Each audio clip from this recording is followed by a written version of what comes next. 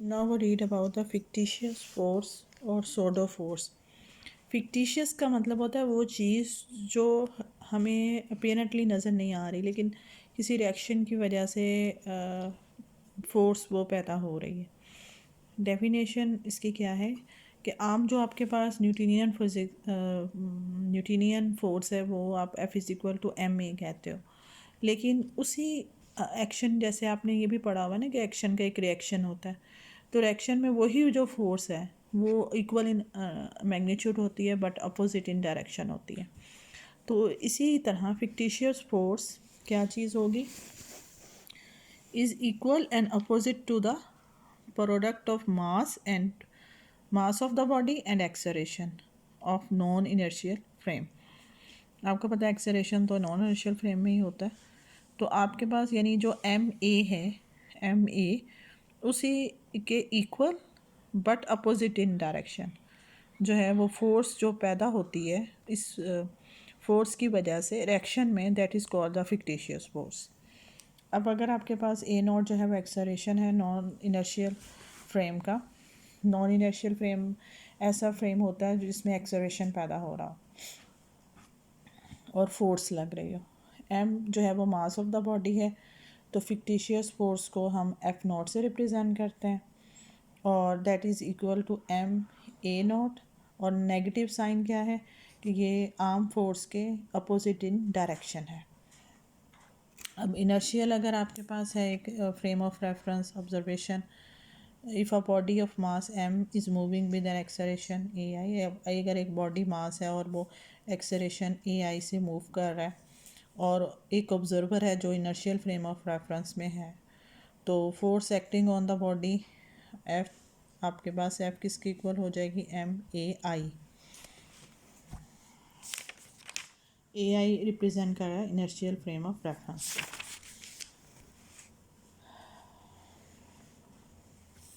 Now let the non inertial frame है जो कि मूव कर रहा है एक्सेलरेशन ए नॉट के साथ.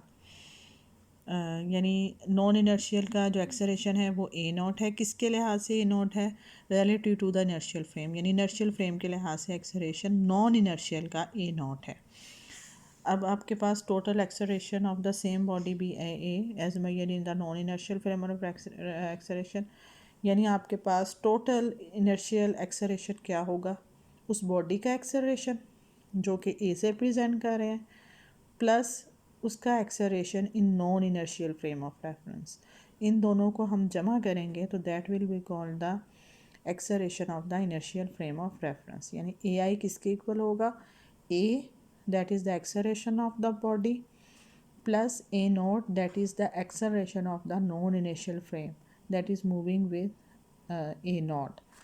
अब दोनों तरफ हम, आपको पता है एफ किसके इक्वल होता है, एम ए के.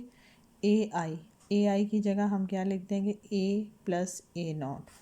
अब दोनों तरफ एम ए खोल लें, M A plus M A not.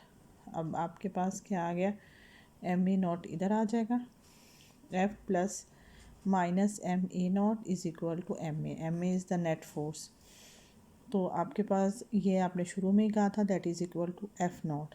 तो आपका नेट फोर्स किसके इक्वल आ गई, आपकी force F plus F naught, F plus F naught. F आपके पास किसके इक्वल है, अगर ये एम ए के इक्वल है और F minus M A naught है तो ये आपके पास क्या चीज़ होगी, फिक्टिशियस फोर्स. ये क्या चीज़ है, fictitious force that is equal in magnitude to the f but opposite in direction. It represent the effect of the acceleration of non inertial frame, यानी ये non inertial frame के effect को show करती है. And it is quantity, we have to add to the true force f to make the sum equal to ma as observer in non inertial frame of reference. यानी आपको f not और f को जब आप add करेंगे तो that should be equal to ma. अब ये इसलिए इसको हम फिक्टिशियस या खुफिया बोलते हैं इस सेंस में कि इसमें कोई एजेंसी अप्लाई नहीं हो रही इसको, इस फोर्स को अप्लाई करने के लिए, यानी कोई बाहर से एजेंसी नहीं आ रही, कोई चीज़ नहीं आ रही, बल्कि ये एक रिएक्शन की फोर्स है. This force is on the body's accelerated frame. But the observer in this frame is feeling as it consequence of acceleration of the frame, यानी वो उसी एक्सरेशन जो वो कर रहा है, जो वो मूवमेंट कर रहा है, उसी के नतीजे में ये उसके ऊपर एक रिएक्शन की फ़ोर्स लग रही है।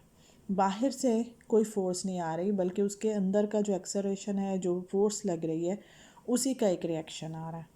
इसमें एग्जांपल आप कैसे दे सकते हो कि लीनियरली एक्सेलरेटेड फ्रेम है आपके पास। फॉर एग्जांपल एक एलिवेटर है अब वो आपने पढ़ा था कि falls freely under the gravity.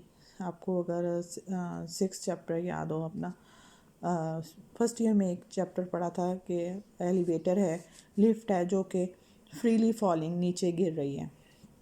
When elevator falls down freely with acceleration a naught के साथ वो नीचे आ रही है, और that is equal to gravity g, और माइनस के नॉट क्या शो कर रहा है कि वो नीचे की तरफ गिर रही है, कि माइनस है। अब फिक्टिशियस फोर्स एक्टिंग अपवर्ड, अब ये नीचे की तरफ लग रही है, तो उसके रिएक्शन के तौर पर दूसरी जो फोर्स है वो ऊपर की तरफ लग रही है, अपवर्ड लग रही है। तो अपवर्ड है तो ये माइनस है, तो वो प्लस हो जाएगी प्लस mg के यूनिट वेक्टर, और टोटल फोर्स कितनी हो जाएगी, एक नीचे की तरफ माइनस mg के यूनिट वेक्टर लग रही है, ऊपर की तरफ mg के यूनिट वेक्टर लग रही है, that is equal to zero. और जो बॉडी है उसके अंदर वो वेटलेसनेस महसूस करेगा। उसके अलावा सेंट्रीफ्यूगल सॉर्डो फोर्स है। अब एक बंदा है, हाँ, man is seated at smooth rear seat of a car which is, अब सीट के ऊपर बैठा हुआ है कार की और बड़ा स्मूथ वो गाड़ी चल रही है, तो अचानक वो लेफ़्ट की तरफ मुड़ जाती है। आप लेफ़्ट की तरफ मुड़ेगी तो क्या होगा, सेंट्रीपिटल फोर्स लगेगी, यू टर्न ले लिया उसने, तो विद द सेंट्रीपिटल एक्सेलरेशन क्या होगा उसके ऊपर, ए नॉट। अब वो किस तरफ है, directed towards the centre of the curve, यूँ सेंटर ऑफ द कर्व की तरफ वो सेंट्रीपिटल फोर्स लगेगी। अब उसकी becomes a non inertial frame. अब इस एक्सेलरेशन की वजह से एकदम पहले स्मूथ चल रही थी, इनर्शियल फ्रेम ऑफ रेफरेंस था, लेकिन अचानक टर्न हो गया, एक्सेलरेशन अचानक पैदा हो गया, तो ये कौन सा आ गया, non inertial frame of reference आ गया। अब क्या होगा, so a fictitious force F is equal to minus M A naught acts on man toward the right, यानी गाड़ी इस तरफ जा रही है, लेफ़्ट की तरफ जा रही है, लेकिन अक्सर जो आप जो इसके अंदर सीट के ऊपर जो इंसान बैठा हुआ है वो यूँ राइट की तरफ जो है वो गिरेगा, यानी उसके उलट साइड पे। Due to this fictitious force which is also centrifugal force, man slips to right till he is pressed by the walls, और वो यानी वॉल से प्रेस हो जाएगा। now the value of the centripetal force forces him to move in circle along with the car, लेकिन क्योंकि हमने उसे टर्न किया गाड़ी को, तो गाड़ी के साथ वो सेंट्रीपिटल फोर्स उसे सर्कल की तरफ लेके जा रही है, लेकिन सेंट्रीफ्यूगल फोर्स लेफ़्ट की तरफ है और सेंट्रीफ्यूगल फोर्स उसे राइट की तरफ गिराएगी, लेकिन क्योंकि वो गाड़ी के अंदर है इसलिए वो साथ ही गाड़ी के मुड़ जाएगा सेंट्रीपिटल फोर्स की वजह से।